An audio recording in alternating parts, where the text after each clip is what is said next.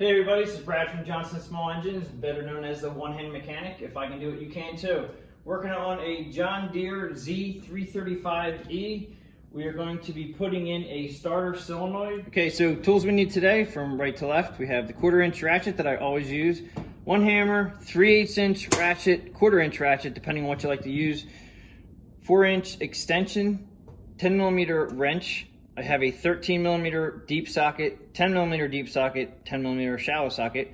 You're going to need a number 25 torque bit, a small screwdriver. We're going to use the plastic clip tool, which is actually going to be using it for its purpose today.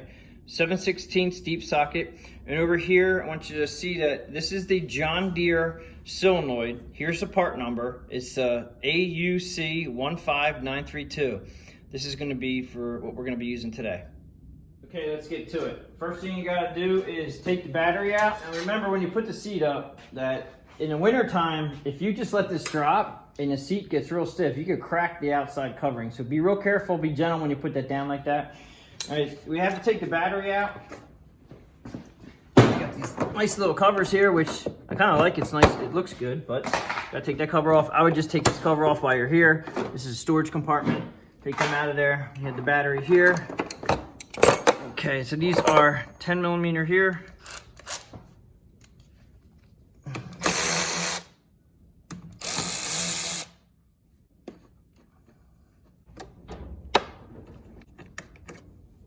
Move this out of the way like that. I would say move that out of the way. Now, you can try to grab it in here with your fingers. Now, I have a nice little tool with a little hook on it that I use. I did forget to show you guys this, but it works really nicely to get the batteries out. Okay, so once the battery's out, make sure you don't lose your hardware. Always have a dish or something that you can put your hardware in so you don't lose it. Now, we have to get the starter solenoid is right here. It's actually underneath this booty. Get this guy out of the way. Okay, so we have 2 studs right here, and I'm pretty sure they're gonna be 7/16.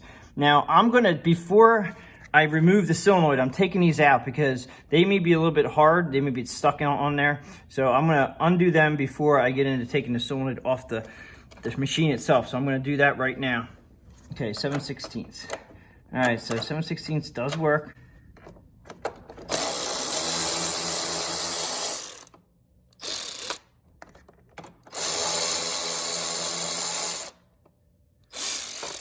Now you may want to take a picture on where these are, but basically it's pretty straightforward. The positive's right here, and then your negative is going to be on this side. All right, so you're just going to remove them, put them off to the side, just like that. All right, so now we have to take off this plastic housing on the machine. To get to that solenoid, you have to take off this whole plastic housing. It looks like it may be a little tricky, but it really isn't that bad. Okay, so right here, the Fender clip tool that I use, the plastic clip tool that I use, they're actually using these now on the John Deeres, the newer John Deeres. And basically, it's just nice when you have it. You can use a screwdriver, but I mean, this clip tool is a little bit fat, but basically you just pull these up. Now, I take these, they're not necessarily have to come out, but when you pop this up off of here, they tend to want to fall all over the place. If they just come out easily, just take them out. And then when you reinsert them, I usually take these, it depends. If these already came out, then I'll take these all the way out and then put them back in again. But just basically remember when you push them back in, that this has to be up in the air. And then, because what happens, how it works is when these get pushed in, they actually spread these 2 pieces out right here. And that's what keeps them in there. So when you put them back in, you have to have your tab, has to be all the way out like that. Has to be all in open position. When you put in the fastener itself, when you put it in, it has to be up in the air, and then push it down and it locks it in. So just keep that in mind. Now we have this one that I'm going to show you, and then I'm going to quickly do the video. I'm just going to do the other ones. I'm going to show you where they are. There's one here. It's all the way down. It's a little hard to see it, but it's all the way down there. That's one down there. Okay. And then you have one on the other side here. And then we have the one that I did here, right there. And then if you come around to the front, okay, you put the handles forward, and there's one here, and there's one on the other side, which is here. All right, so you have to get in there and get these clips out, and I'm gonna do that right now. Okay, I need a flashlight for this one. A little bit hard to see. Just get your screwdriver or your clip tool in there, pop that up, and then you can just go in with the whole tool right there. That's what this tool is designed for, is pop that up like that. And then you can actually pull them out if you want, just like that, and just hold on to them. So we got one on this side.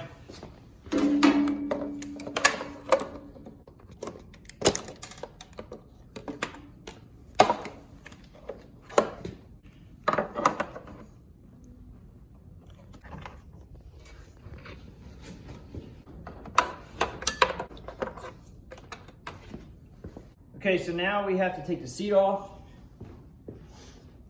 and we have a little bit of wire here and these guys here. Now, the seat's pretty easy to come off. All right, you just have, okay, your small screwdriver, this clip here can be a little tricky.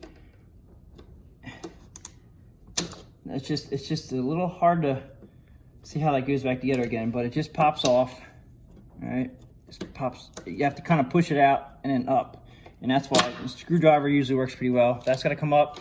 And I always say, be very careful with these because these can break if you don't just pop it up a little bit, pull it off like that. I've had these tabs right here break a lot, so be very careful. And then here, you have to pull this out right here. All right, and just lay that down inside here.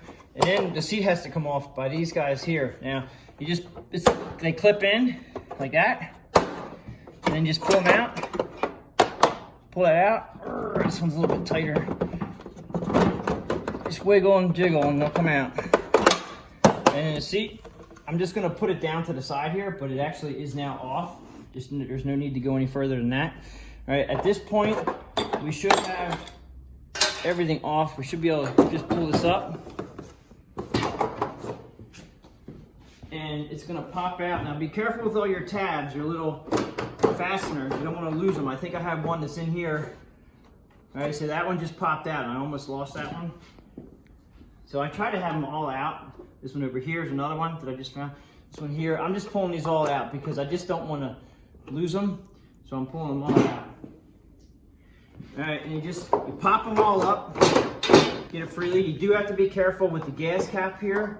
You can take the gas cap off, but I'm sure it'll come out around that. And then the throttle over here, you have to worry about getting it up around here. So what I'm gonna try to do is, I'm gonna get it off the steel cap first, if I can. Let me put this out here. Like that. And then you're gonna go in a little bit, once you get off your spring in the back, so you can go around the throttle. Now, bring it up as high as you can, and all we're really trying to do is get this out of the way. It'll just pretty much sit there. It should be okay just sitting there. Move the handlebar a little bit. Now let's go around, I can show you the solenoid. So here is the solenoid that we're gonna get into. And I'm gonna try to get a flashlight here. I'm not sure if it's gonna hurt the video or not, but. All right, I'll just leave it like that. It's gonna be hard to see down inside here where the Torx. Actually, look, you can see pretty good there. All right, so what I'm gonna do now is I'm actually gonna take off this bracket, and it's a 13 millimeter bolt right there. And when I say 13 millimeter, I do mean the head of the bolt is 13 millimeter. The bolt itself is not 13 millimeter, but use a 13 millimeter socket. Okay, take that out, this will come off. That allows us to get a little bit closer in here, and then this clip, there's another clip here that's gotta come off. And that's another one you can probably use your screwdriver or just pry it with your fingers. Okay, now remember where these guys go, right here. You got the 25 Torx down in there. We're gonna take off the solenoid now. Now it's very hard to see down in here, but you gotta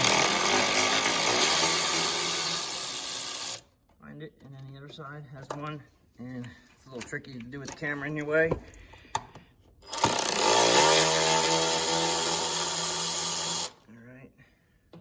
Should be enough to get them to come up and out of there.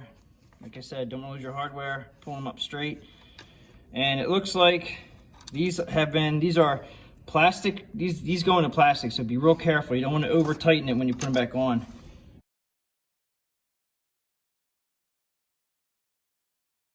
Just pry them off. Now here's our bad starter solenoid, and now we're gonna put the new one in.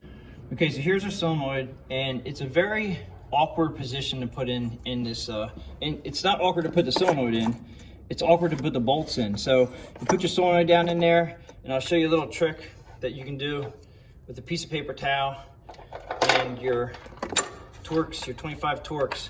Put the towel or the Torx, then you can put the screw over the Torx like that, and it should hold it in place. When you turn it upside down, it doesn't go anywhere. And then you find the hole, screw it in, just get a couple threads started. Because you are going into plastic, it should be pretty straightforward. I'm going to try to reuse this paper again, and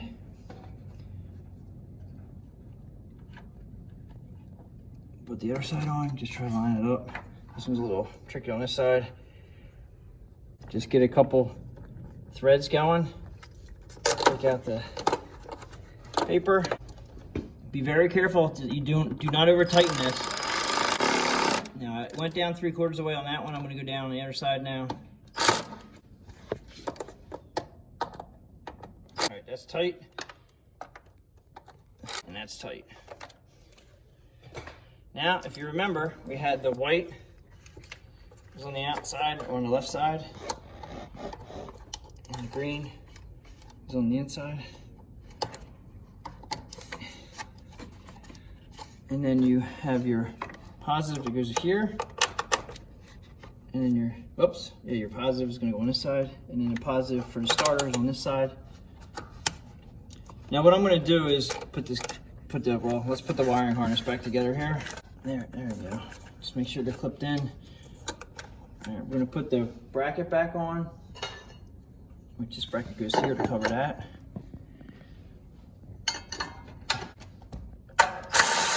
Make sure that it fits in here in the bracket. You can't mess that up. It's only one place it can go. Okay, it's tight. All right, at this point, we can go ahead and either you can put the nuts on now, or we can put the cowling down. Because it's a little bit hard for me with this cowling in my way, I'm going to put the cowling back down. Okay, so to get the cowling over the throttle again, first I put it around the springs for the seat. These springs here, put that there. And then you gotta wiggle your arms a little bit here, come down. You have a couple different obstacles in the front here. Just try to get it over here first. Now, come around to the front, and remember also that right here, this can get hung up. See this little tab right here? That little tab has to go behind here. So make sure you get everything pushed back behind here, like that. Okay, and it'll kind of go back in. Now you have the gas cap on here, and as you can see, it's sitting off the gas cap. So it should just pop down just like that. All right, and then when you line up, this is the first one we started with the plastic fastener. So that goes nicely there, and everything looks good in here. I'll be able to put the nuts in on that easily. All right, so at this point, I'm gonna go ahead, since everything feels pretty flush, I'm gonna start by putting the nuts on the solenoid so we don't forget to do that. And I'm gonna use a lock nut, and then, that was a lock washer, I'm sorry, not a lock washer. And then 7/16 on there. The booty has to go over this when we're done, remember that. And this side here, this one's a little tricky, the cable wants to move out. For all you have two hands, this is gonna be a little bit easier for you, but what I'm gonna do is, I'm gonna try to put the nut and the washer on at the same time, like that. And sometimes if you back up the screw, or back up the nut before you screw it in, it actually helps line up the threads sometimes. Keep that in mind. So I went a little bit backwards to go forward, and it actually lined up the threads a little bit nicer. And now we're going to use the 7/16 socket to tighten them up. All right, so I'm just going to use, again, I'm just going to hand tighten it with my ratchet. I don't want to use you don't want to break the stud, and just make sure they're tight, but make sure they're good and snug. Don't go too crazy. Make sure the locking washer I put on should definitely help. All right, and then you just want to make sure now, mainly we're in like 40-degree weather, and this little booty in the summertime would be nice and easy to pliable, but in the wintertime it's really cold. All right, so there, it's over that. Now what that booty does is it protects, it's hot from the battery, and granted, when you turn the key, this is gonna get hot and throws it. The starter solenoid, it throws the power from the battery to your starter by this is how it's done. Is you have the solenoid, you have battery hot that goes from your battery to the solenoid, and then when you turn the key to crank, when you turn it to that one little spot to crank, it actually will throw power to one of these. One of these is ground and one of these is hot. So what it does is it throws the power to one of the sides, which in turn makes this solenoid turn itself on, and it's just got a magnet inside there which throws power to the other side, which is this side. Now this cable here goes to your starter. So when you turn it to crank, it throws the power from this side to this side, and then it cranks your starter. And when you let go of that starter crank, then the starter stops cranking. Hopefully the engine's running, you're good to go. All right, so at this point, I'm gonna go ahead and put all the fasteners back. So we're gonna start with the middle. And like I said, I always leave the fasteners all the way up like that to put them down in there. And if you do get them to come apart, you just have to remember that they go together a certain way. You can't just push them in, and you have to, it's like a little puzzle, but you have to find out which way these guys go inside themselves. A lot of the old style fasteners didn't have that problem, but this one here, they go on a certain direction. You have to find out which way that it goes in correctly. There, see, I just had to turn it around until it fit. So just remember that they only go in a certain way. So you might want to put them together before you push them in the holes. And then make sure your holes, pretty much your holes should be lined up. You see how that's lined up? You may have to manipulate the plastic a little bit, and you can like push these plastic around, but the holes should line up pretty straight. So when you push that down in there, it should go right down. And once you're down in there, you push the tops down and it locks it in. So just like up here, you push the top down and it locks it in. Here, push the tops down, locks it in. We have one right here, and we have our final one right here. Now while we're here, we might as well put the seat back on. Just line it up with the slots right there. The reason why I have the hammer is because sometimes they don't want to come through this side, and you just have to kind of eyeball them out and get them, and just line up. You might have to manipulate the seat a little bit to get it to come down where it's supposed to be, and then it locks in just like so.